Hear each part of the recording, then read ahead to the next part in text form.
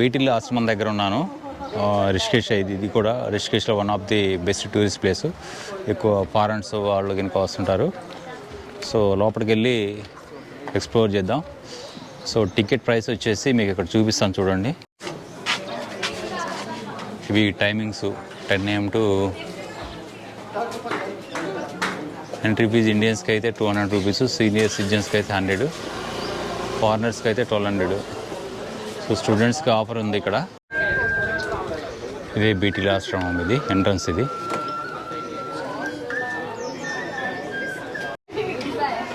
మీరు ఆన్లైన్లో కూడా టికెట్స్ బుక్ చేసుకోవచ్చు. సో టికెట్ కౌంటర్ ఇది.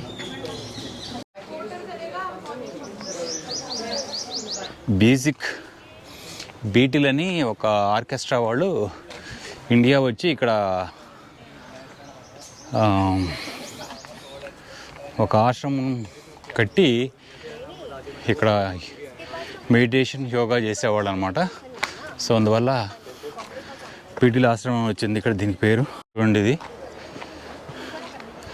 దాంట్లో కూర్చొని మెడిటేషన్ చేసేవాళ్ళు.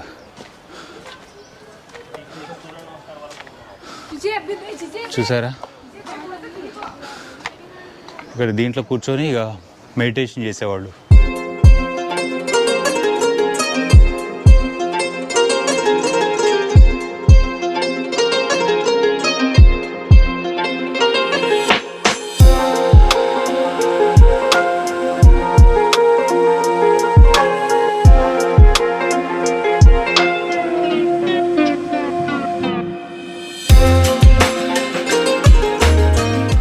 ఇక గంగా నది ఒడ్డున ఉంటుంది ఈ బీటిల్ ఆశ్రమం అనేది.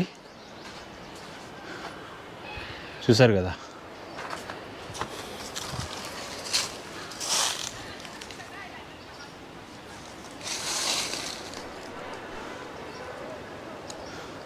ఈ బీటిల్ ఆశ్రమం అనేది కంప్లీట్గా గంగా నది ఒడ్డున ఉంటుంది. చూపిస్తాను మీకు.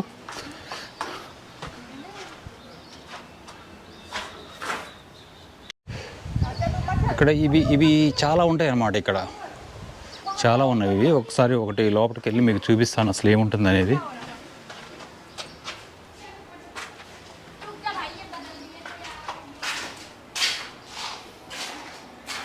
ఇట్లా పైకి వెళ్తే మళ్ళీ పైన కూడా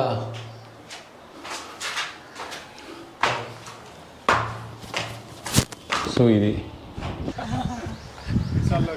ఓకే.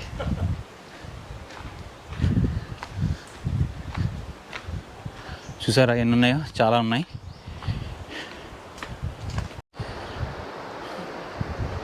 కనిపించేది గంగా ఆశ్రమం, గంగా రివర్. ఈ బీటిల్ ఆశ్రమం కూడా గంగా రివర్ పక్కనే ఉంటుంది. చూపిస్తాను చూడండి మీకు.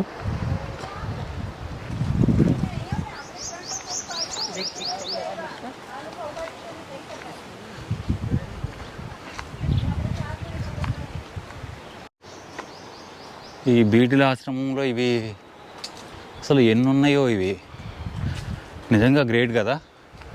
ఎక్కడో ఫారినర్స్ వచ్చి మన మెడిటేషన్ చేయడానికి అవి నేర్చుకొని మన మెడిటేషన్ కోసమని ఇలా చేశారంటే నిజంగా వాళ్ళకి మన మెడిటేషన్ అనేది ఎంత గొప్పదనేది ఇప్పుడు తెలుస్తుంది అనమాట. చాలా ఉన్నాయి ఇవి, చాలా అంటే చాలా ఉన్నవి. ఒకసారి ఎన్ని ఉన్నాయనేది ఒకసారి మనం చెప్తాను మీకు. ఇక వీటిలో కూర్చొని మెడిటేషను యోగాసనాలు చేసేవాళ్ళు. ఆ బీటిల్ మ్యూజిక్ ట్రూప్ అనేది చాలా ఫేమస్ వరల్డ్ వైడ్గా. ఆ మ్యూజిక్ ట్రూప్ అనేది చాలా ఫేమస్. వాళ్ళు ఇండియా వచ్చి ఇక్కడ రిషికేష్లో ఉన్న గంగా నది ఒడ్డున ఇవి కట్టి మెడిటేషన్ చేశారన్నమాట. వీటి మీద నెంబర్లు ఉన్నవి. సో నేనైతే 95 నెంబర్ కూడా చూశాను. సో ఇంకా ఎక్కువే ఉండాలి, 100 కంటే ఎక్కువే ఉంటాయి ఇవి.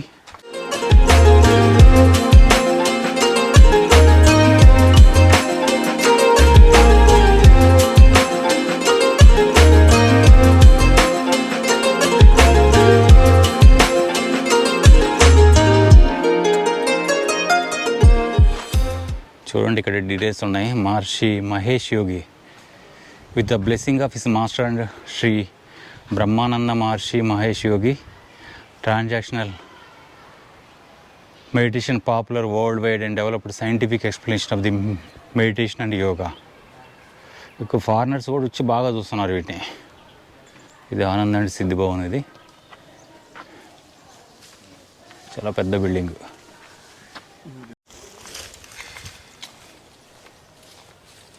కొండమూచులు ఇవన్నీ 1976లో కన్స్ట్రక్షన్ చేసిన బిల్డింగ్స్ ఇవి. ఇది కిచెను 1960s ఎర్లీ 60లో కన్స్ట్రక్షన్ చేసింది. ఇది శివలింగం చూసారా, నంది.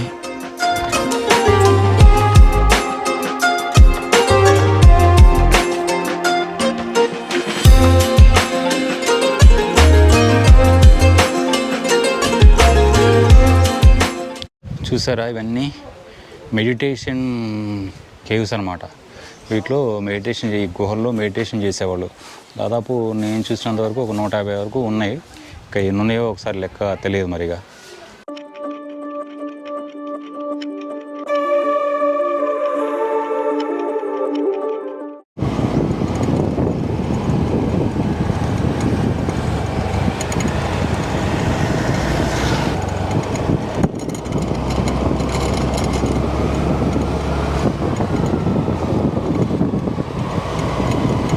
భూతనాథ్ టెంపుల్కి ఇది రోడ్డు 4 కిలోమీటర్సా 3 కిలోమీటర్సా? రిషికేశ్ లక్ష్మణ్ జోలా నుండి మీకు భూతనాథ్ టెంపుల్ వచ్చేసి 3 కిలోమీటర్స్. సో పదండి మీకు చూపిస్తాను ఇట్లా. సో ఈ భూతనాథ్ టెంపుల్ అనేది శివుడి ఆలయం. ఇది మీకు రిషికేశ్ లక్ష్మణ్ జోలా నుండి 3 కిలోమీటర్స్ ఉంటుంది. సో మీకు ఇక్కడ లోకల్ ఏ టెంపుల్కి రావాలన్నా కానీ, లోకల్ ఏ సైట్ సీయింగ్కి రావాలన్నా, అడ్వెంచర్ పార్క్ రావాలన్నా మీరు కంపల్సరీగా స్కూటీ అయితే ఉండాలి. లేదంటే ఆటో అయితే కష్టం, చాలా కష్టం. ఎందుకంటే ట్రాఫిక్ కూడా విపరీతమైన ట్రాఫిక్ ఉంటుంది. సో స్కూటీ అయితే ఇబ్బంది ఏమి ఉందన్నమాట. రెంట్ ఆన్ స్కూటీస్ అయితే నెంబర్ ఆఫ్ ఉన్నాయి. మీకు రిషికేశ్లో దాదాపు వచ్చే టూరిస్టులు ఎక్కువ అనమాట. వచ్చే ప్రతి టూరిస్టు రెంటల్ బైక్స్ తీసుకుంటారు. ఇది టెంపుల్ వ్యూ.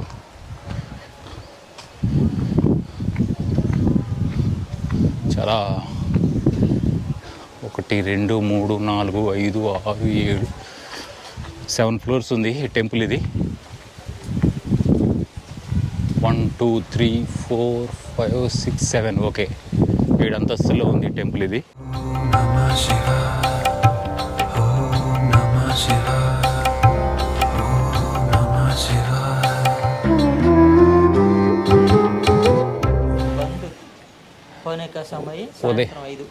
ఉదయం 7 గంటల నుండి సాయంత్రం 5 గంటల వరకు ఓపెన్ చేసి ఉంటుంది ఈ టెంపుల్ అనేది.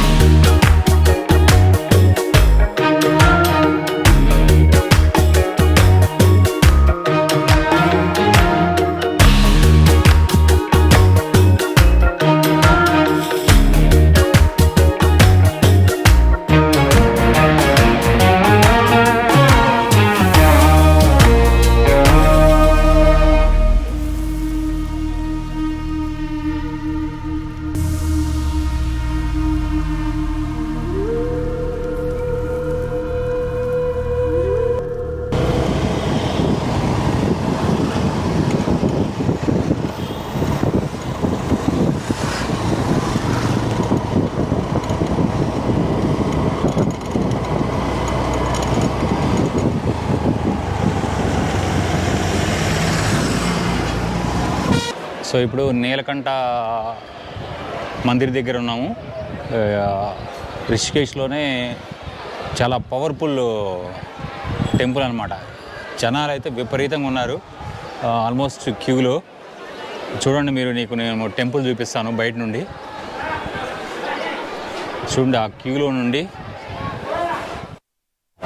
అది ఆ క్యూ. టెంపుల్ వచ్చేసి అది టెంపుల్ క్యూ వరకు ఒక ½ అవర్ 1 అవర్ పడుతుంది అనుకుంటా నాకు తెలిసి. క్యూ అయితే చాలా క్యూ ఉంది. జనాలు అయితే బాగా వస్తున్నారు. మరి పవర్ఫుల్ గాడ్ అనుకుంటా.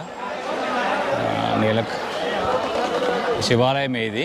కాకపోతే ఈ ఏరియాలో బాగా ఫేమస్ ఈ టెంపుల్ అనేది. చూడండి ఇది, ఓ మై గాడ్, జనాలు ఎట్లున్నారు.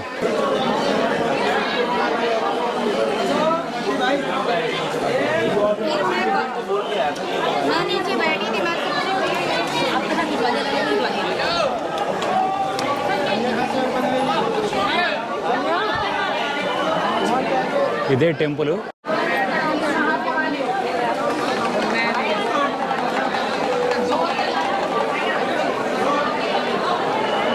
టెంపుల్ వచ్చేసి మీకు ఇది, కానీ జనాల వరకు బాగున్నారు. లోపల కూడా దర్శనం అయితే 10 నిమిషాలు అయిపోతుంది, కానీ ఇక్కడికి రావడానికి వరకు రిషికేశ్ నుండి నీలకంఠ మందిర్ టెంపుల్కి రావడానికి 24 కిలోమీటర్లు, మొత్తం ఘాట్ రోడ్డు. సో నాకు వచ్చేసి బైక్ మీద 1.5 అవర్ పట్టింది. ఇక్కడ దర్శనం 10 నిమిషాల్లో అయిపోయింది. సో జర్నీ వరకు అయితే మొత్తం ఘాట్ రోడ్ జర్నీ చేయాలి. చాలా అంటే హారిబుల్గా ఉంది. అంటే ట్రాఫిక్ జామ్ అయితే కావట్లేదు, కానీ కార్లు మొత్తం స్లోగా వెళ్ళిపోతున్నాయి. ఘాట్ రోడ్ కదా.